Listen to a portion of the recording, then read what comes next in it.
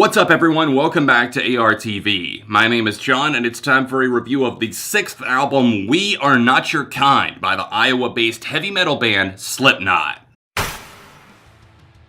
Long waits in between studio albums seems to have become quite commonplace for Slipknot, although they always justify the wait by delivering something. They up themselves in some department, or else they shift something or bring back an older style and make it fit for a modern era Slipknot, and they've done that once again here on We Are Not Your Kind. Coming out of .5 The Grey Chapter, which was of course released in honor of their bassist that died in 2010, Paul Gray, we now have another lineup change. Chris Finn no longer in the band doing additional percussion, and that leaves behind the other members to come back together and say, how do we focus in on making an album, because that is what Jim Root, the guitarist, said they wanted to do. They wanted to take an experience and flip it on its head, give people a reason to listen to the whole record. And did they deliver on that? Well, starting off with the singles Unsainted and Solway Firth, I was just alarmed at how fantastic and how mind-blowingly good both of those tracks actually are. They promised Iowa levels of heavy, and they were delivering on that promise and adding an even bigger spirit, a rallying cry. Corey Taylor's vocals on this record are insane in places. They're so gripping, and this album certainly is something that you want to hear in full.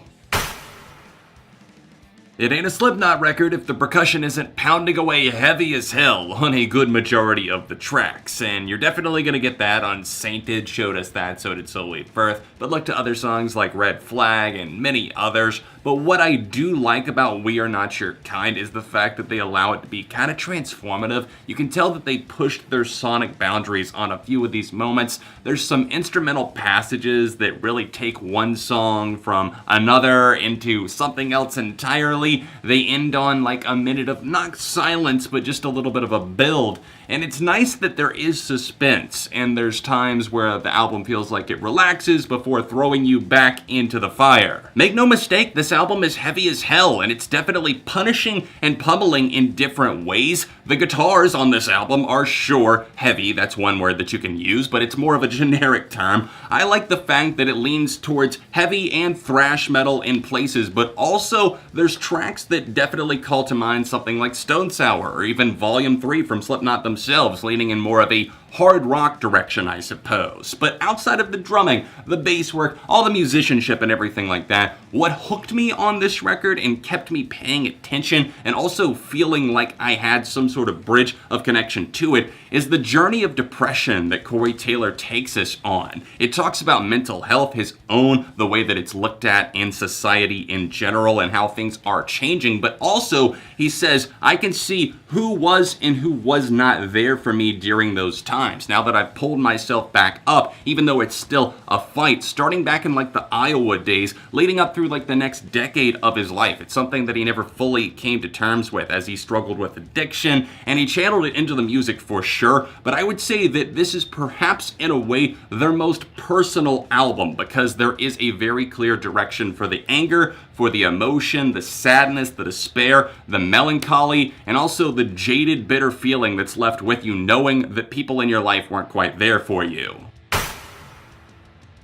The production from Greg Fidelman rides the line between heaviness, a little bit of a raw tenacity, but also making sure that you can hear everything in the mix quite well. There are other ideas here. I like that the turntables, the sampling is still going on a good handful of tunes. I know that that is something that the fans would definitely demand if they weren't getting that. As I mentioned previously, the pummeling guitars, the blast beats on the drums, and some of the other expansions that they added are all nice touches to round out the sound. And I also adore the vocals on this album. Corey Taylor has such a great range that he possesses, and he makes it clear of his intent to showcase that. He pours himself out there in many different ways, and I can really feel the passion just bleeding through on some of those guttural screams, things that feel a bit more haunted, but then the moments of clarity where the sung vocals come through, It's a nice balance that we get on We Are Not Your Kind, and it's really hard for me to say anything super negatively about this record because for the most part, almost everything that they're trying is working really, really well. I do think that some of the instrumental passages could have been trimmed down because I do like the interludes on this record. They work quite well, but the extensions, the things that are tagged on to make some of these tracks like an extra minute longer, for example, the end of Orphan leading into My Pain, it could have been trimmed up a bit because My Pain being a 6-minute track,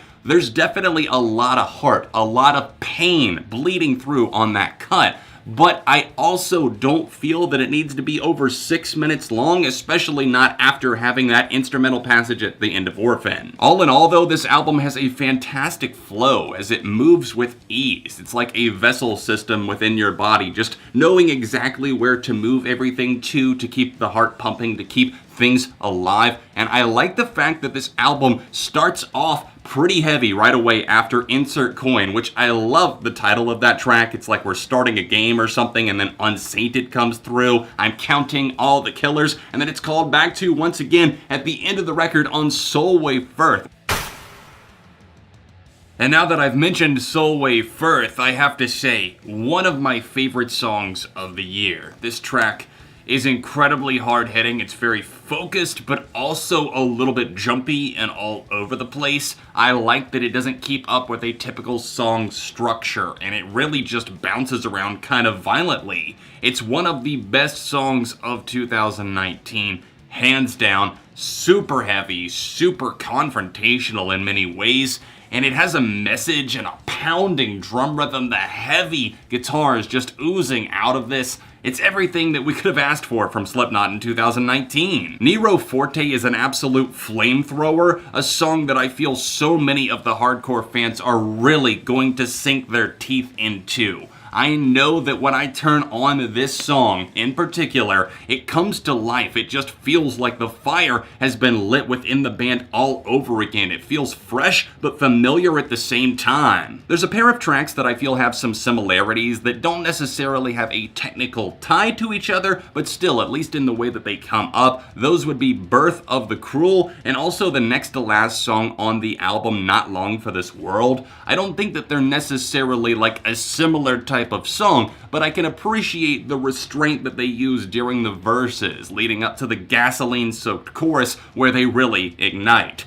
Birth of the Cruel has some obvious 90s influences during the verses. I like the filtering there, and also the track after that, Death Because of Death. I don't know why I think that works so well, but it does. It's just kind of a haunting little tune that they stuck in there. And then that track that I was talking about at the end of the record, Not Long for This World, we see the amalgamation of everything, all of the years of depression, addiction, and everything manifesting here, and we see the lowest of lows in Corey Taylor's life. Not Long for This World is an obvious title, meaning I don't think I'm going to be on this planet much longer, but thanks to the people around him, he is actually still here. But we go into that hellish nightmare, and this song unleashes, and I love the guitars on this track. Oh my god, once that chorus rolls around, that little riff that pops up and cycles through, it's sounding like ecstasy. Other cuts that I'm thoroughly loving include Critical Darling, where the screaming is so fantastic,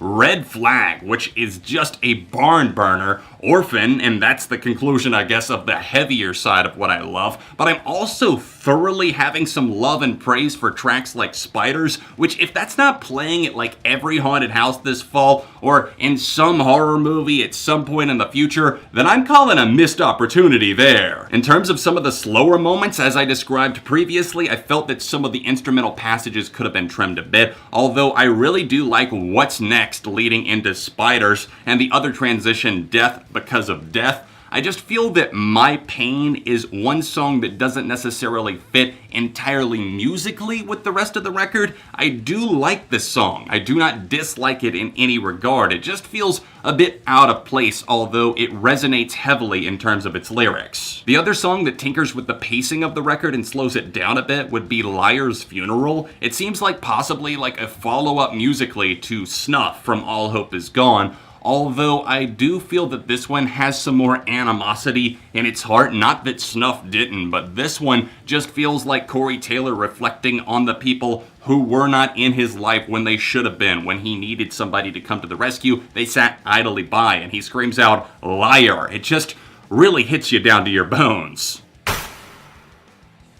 Yeah, so what? We waited 5 years in between albums, but guess what? This album is fucking fantastic. The new Slipknot album, We Are Not Your Kind, is great from front to back. I guarantee that this will be replayable for you. I continuously loop this album, and it's just a blast to listen to, but also kind of a wild ride in terms of like an emotional roller coaster. Highly recommend picking this one up. I'm giving this a 4.5 out of 5. Definitely one of the records that I've enjoyed most this entire year. Don't forget to drop a like on this review while you're here and subscribe to the channel for the love of music. If you want to see my review of Point 5 The Great Chapter, then tap here, and then let me know in the comments what did you think of this record, and would you be excited to see a top 10 Slipknot countdown and me ranking all of the albums on this channel. Other than that, I'll see you soon for more right here on ARTV.